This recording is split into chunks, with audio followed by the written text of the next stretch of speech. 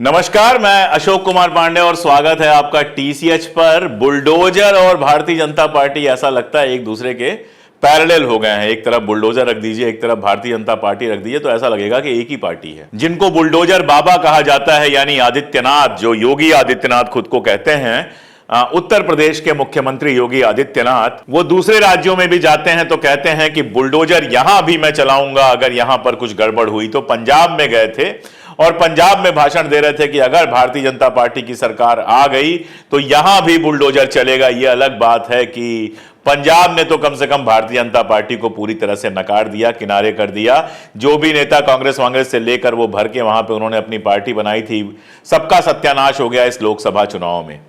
लेकिन बुलडोजर की कहानी ऐसी है कि भारतीय जनता पार्टी जहां भी सत्ता में होती है वहां बुलडोजर का खूब इस्तेमाल करती है। मध्य प्रदेश के बारे में आप जानते हैं, आरोप लगाया गया कि किसी के घर में बीफ रखा हुआ है फ्रिज के अंदर। अब फ्रिज के अंदर घुस के बीफ देख कैसे लेते हैं, बीफ की जांच कब होती है, ये सब बात की बात है। लेकिन ये सब होने से पहले ही 10-12 लोगों के घर बुलडोजर से गिरा दिए गए।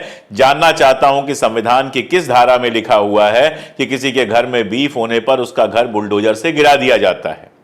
हिमाचल की घटना आप जानते हैं, छत्तीसगढ़ की घटना जानते हैं, बताने की जरूरत नहीं है कि बुलडोजर न्याय को कैसे संविधान के न्याय से बदल दिया गया है। मध्य प्रदेश की एक पुरानी घटना है, उज्जैन के पास की घटना है कि एक जुलूस निकल रहा था, रामनवमी का जुलूस निकल रहा था। उस जुलूस की कहानी यह थी कि वो जुलूस मस्जिद के सामने से गुजरा। आजकल कोई ऐसा जुलूस नहीं होता है जो मस्जिद के सामने से नहीं गुजरे। और जब वो मस्जिद के सामने से गुजरा तो आरोप लगाया गया कि कोई एक लड़का था, उसने उसके ऊपर थूका या क्या किया और उसका घर बुलडोजर से गिरा दिया गया। बावजूद इसके कि वो घर उसका नहीं था, उसके बाप का बनवाया हुआ था। बाद में कोर्ट का फैसला आया कि यह बिल्कुल झूठा आरोप था। जिस गवाह ने यह कहा था उसने कहा मुझसे तो सादे कागज पर सिग्नेचर करा लिया गया था, लेकिन बुलडोजर से घर गिरा दिया गया। अब होना तो यह चाहिए था कि कोर्ट ऐसे केसेज में सरकार से कहे कि जो उसने बुलडोजर से गिराया है उसको दोबारा बनवाए, लेकिन ऐसा कुछ होता दिख नहीं रहा है। बुलडोजर न्याय का प्रतीक बन गया है। लेकिन यहां मामला थोड़ा सा पलट गया। कहते हैं ना कि दूसरों के लिए गड्ढा खोदोगे तो खुद उस गड्ढे में गिरना एकदम लाजिम है।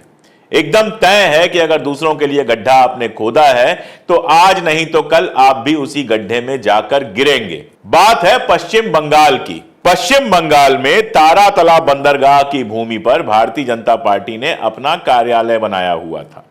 पश्चिम बंगाल में भी आप जानते हैं सांप्रदायिकता फैलाने की किसी कोशिश से पीछे नहीं हटती है भारतीय जनता पार्टी। दिन रात उसके जो कार्यकर्ता हैं, अगर उनका आप ट्विटर हैंडल और बाकी सब देखेंगे तो वो सांप्रदायिकता फैलाते रहते हैं और इसके भरोसे कैसे ना कैसे बंगाल में अपनी जगह बनाने की कोशिश कर रहे हैं। हालांकि पहले विधानसभा में और अब लोकसभा में भी भारतीय जनता पार्टी की बुरी तरह से हार हुई है। तो वहां पर तारातला नाम की एक जगह है जो बेसिकली बंदरगाह की जमीन है। वहां पर भारतीय जनता पार्टी ने अपना दफ्तर बनाया हुआ था। अब ममता बनर्जी वहां पर इंक्रोचमेंट के खिलाफ, कब्जे के खिलाफ, अवैध कब्जे के खिलाफ चला रही थी अभियान। उस अभियान में भारतीय जनता पार्टी का यह दफ्तर बुलडोजर के निशाने पर आ गया। यह दफ्तर भी बुलडोजर से गिरा दिया गया। पूरे देश में मुसलमानों का घर गिराने वाली भारतीय जनता पार्टी का जब दफ्तर यहां पर बुलडोजर से गिरा दिया गया, क्योंकि कोर्ट से आदेश आया था। ऐसा नहीं कि भारतीय जनता पार्टी की दुश्मनी में कोई गिराया गया था। कोर्ट से आदेश आया था कि ये जो बना हुआ है ये अवैध बना हुआ है, ये कब्जे की जमीन पर बना हुआ है, ये बंदरगाह की जमीन है, यहां पर कंस्ट्रक्शन नहीं होना चाहिए था। लेकिन भारतीय जनता पार्टी ने वो जमीन कब्जा करके वहां पर अपना दफ्तर बनाया था, तो वो इल्लीगल कंस्ट्रक्शन था, इसलिए वहां पर चल गया बुलडोजर। और जैसे कि भारतीय जनता पार्टी की आदत है कि जब दूसरों के घर पे बुलडोजर चलता है तो खुशियां मनाते हैं, उसको एकदम वीरता की तरह पेश करते हैं। अब तो हालत यह है कि इलेक्शन रैली में बुलडोजर निकाला जाता है। मैंने आपको बताया कि आदित्यनाथ जहां जाते हैं वहां बुलडोजर का भाषण देते हैं। तो मुसलमानों का घर गिराते हुए, अपने राजनीतिक दुश्मनों का घर गिराते हुए उनको बड़ी खुशी होती है। लेकिन अब जब अपना दफ्तर गिराया गया है तो बड़ा दर्द हो रहा है। वहां के नेता कह रहे हैं कि हमारे खिलाफ यह जानबूझकर कार्रवाई की गई है, जबकि मैंने आपको बताया कि कोर्ट से बाकायदा आदेश आया था कि यह जमीन जो है वो बंदरगाह की जमीन है, यहां पर कंस्ट्रक्शन नहीं किया जा सकता। लेकिन जैसा होता है वो चिल्ला रहे हैं, वो कह रहे हैं कि वहां पर सैकड़ों पार्टियों के दफ्तर थे। मेरी तो समझ में यह नहीं आ रहा कि क्या उसी जगह पर सारी पार्टियों ने दफ्तर बना लिया था। मैं वहां गया नहीं हूं, इसलिए मैं जानता नहीं हूं। और सैकड़ों पार्टियों के दफ्तर, मतलब 100 पार्टियां। मैं समझ ही नहीं पा रहा हूं कि बंगाल में ऐसी कौन सी 100 पार्टियां हैं जिनके दफ्तर वहां पर बने हुए हैं। लेकिन अब भारतीय जनता पार्टी के नेता कह रहे हैं तो मानना पड़ेगा।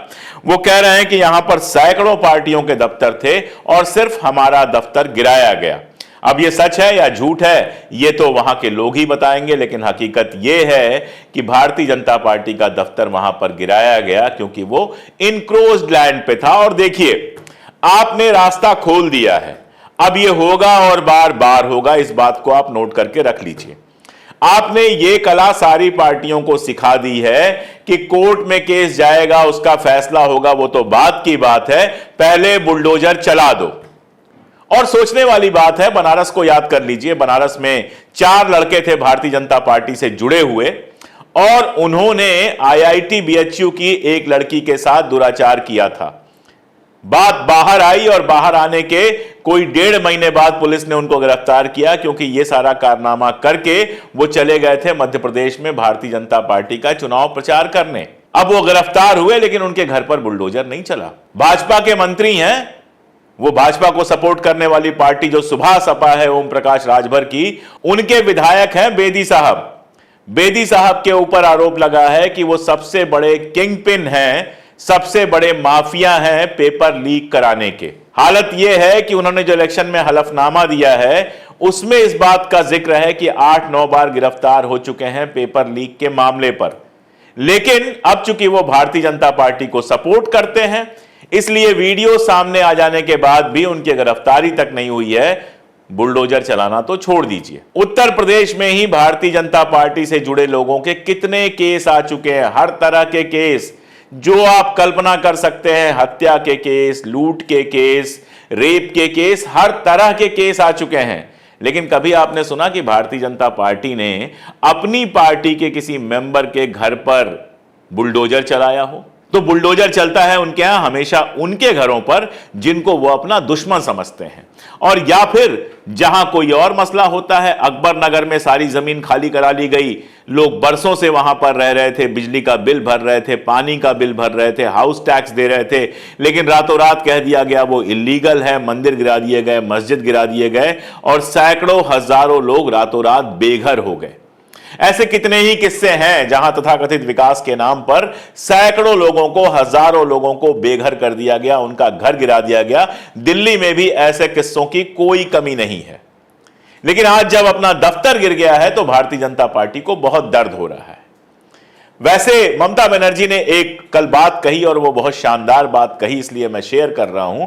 बुलडोजर चलाने का मैं बहुत हामी नहीं हूं जब तक अवैध निर्माण न हो। इस मामले में तो खैर पुलिस ने कहा है अवैध निर्माण है। ममता बनर्जी ने थोड़े दिनों के लिए अपना जो एंटी एनक्रोचमेंट ड्राइव था, अवैध निर्माणों को तोड़ने का जो ड्राइव था, वो थोड़े दिन के लिए रोका है। और रोकने के साथ एक बात कही है कि बहुत सारे ऐसे नेता हैं जो पहले जमीनों पर कब्जा करवाते हैं या फिर हॉकर जो होते हैं, ठेले वाले, रेहड़ी वाले जो होते हैं, उनकी दुकानें लगवाते हैं और उनसे चंदा वसूलते हैं, उनसे पैसा वसूलते हैं और इस तरह से एनक्रोचमेंट को बढ़ावा देते हैं।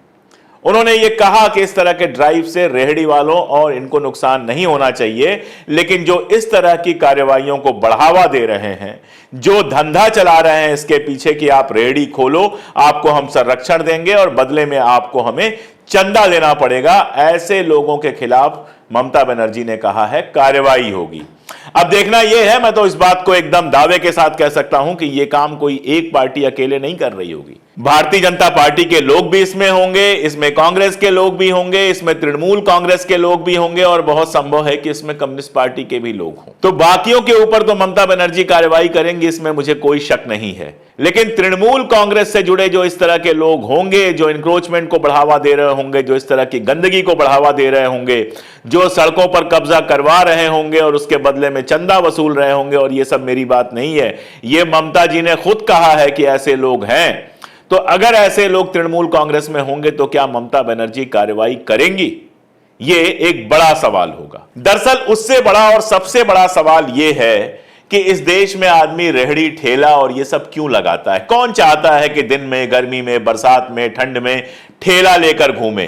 कौन चाहता है कि सड़क के किनारे दुकान लगाए? कौन चाहता है, किसकी इच्छा नहीं होती है कि एक अच्छी सी सुंदर सी दुकान हो जिसके अंदर बैठकर वो धंधा कर सके? किसकी इच्छा नहीं होती है कि वो भी इज्जतदार जिंदगी जी सके?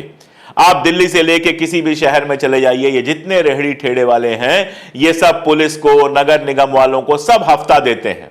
सबका हफ्ता बंधा हुआ है और ये मैं पूरी जिम्मेदारी से कह रहा हूं। आप किसी इलाके में चले जाइए और वो हफ्ता बंधे होने के बावजूद अचानक एक दिन ड्राइव चलती है और उनका सब दुकान तोड़ दिया जाता है। कुछ दिनों बाद बेचारे फिर से दुकान लगाते हैं। क्यों?